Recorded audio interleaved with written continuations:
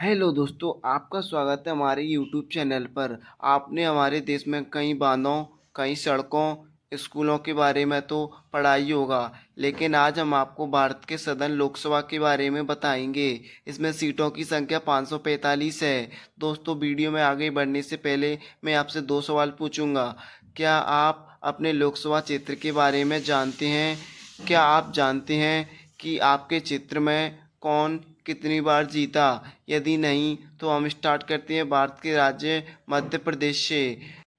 क्षेत्रफल की दृष्टि से मध्य प्रदेश दूसरा सबसे बड़ा राज्य है। मध्य प्रदेश में लोकसभा सीटों की संख्या 29 है, जिनके नाम क्रमशः मुरैना, भिंड, ग्वालियर, गुना, सागर, टीकमगढ़, दमोह, खजुराहो, सतना, रीवा, सीधी, शहडोल, जबलपुर, मंडला, बालाघाट, छिंदवाड़ा, होशंगाबाद, विदिशा, भोपाल, राजगढ़, देवास, उज्जैन, मंदसौर, रतलाम, धार, इंदौर, खरगोन, खंडवा, बैतूल हैं।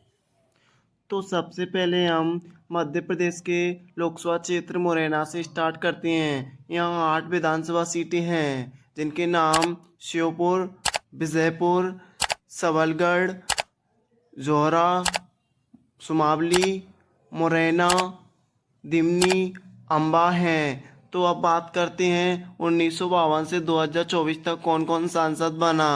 तो 1952 में पहला चुनाव हुआ, जिसे राधा चरण शर्मा जी कांग्रेस से जीते।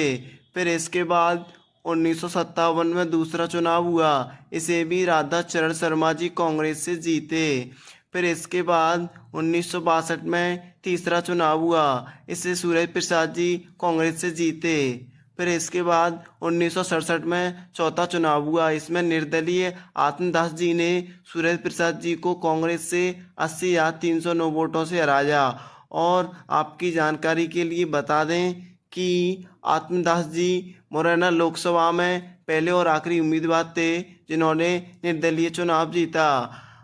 इसके बाद अगला चुनाव 1971 में पांचवा चुनाव हुआ, इसमें हुकुम चंद कचवाई जी ने जनसंघ पार्टी से 26 या 97 वोटों से आत्मदास जी को कांग्रेस से हराया।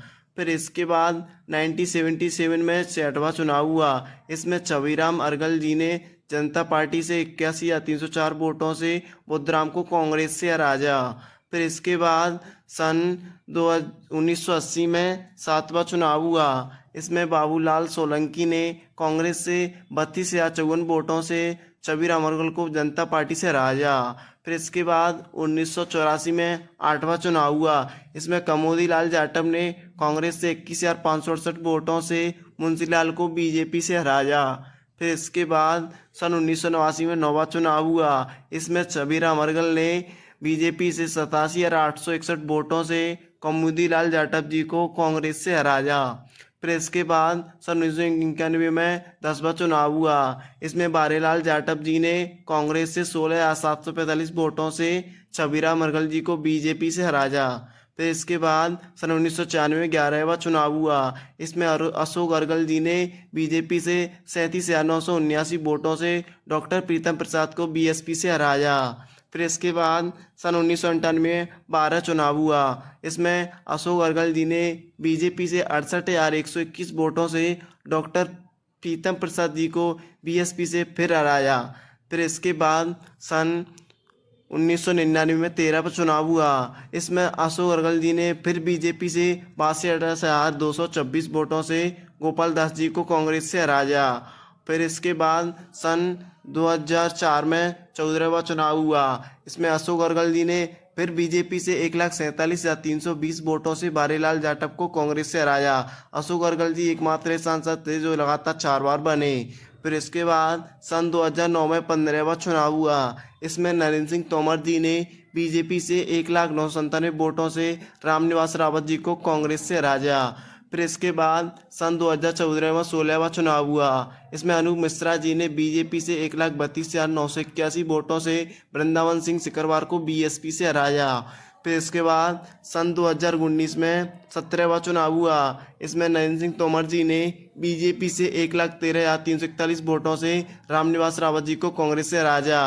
तो तो दोस्तों यदि मुरैना लोकसभा को एक झलक में देखें तो पता चलता है मुरैना लोकसभा की सबसे बड़ी जीत 2004 में अशोक अरगल जी ने 1,47,320 वोटों से जीत कर की, जो कि अब तक की सबसे बड़ी जीत थी। यदि बात करें कि लगातार कौन सी सरकार जीती, तो 1952 से 1971 तक लगातार 18 सालों तक कांग्रेस ने सीटें जीती। वहीं दूसरी ओर 1996 से 2024 तक लगातार 28 सालों से बीजेपी ने सीटें जीती हैं। तो दोस्तों अब आप बताइए कि आने वाले चुनाव में आप कौन सी पार्टी को जिताना चाहते हैं। वैसे पिछली बार हुए सन 2023 में विधानसभा चुनाव में दोनों पार्टियों ने बराबर सीटें जीती। दोस्तों वीडियो अच्छी लगे तो दोस्तों के साथ शेयर करें और चैनल को सब्सक्राइब करें। मिलते हैं जल्दी नई वीडियो के साथ। जय हिंद।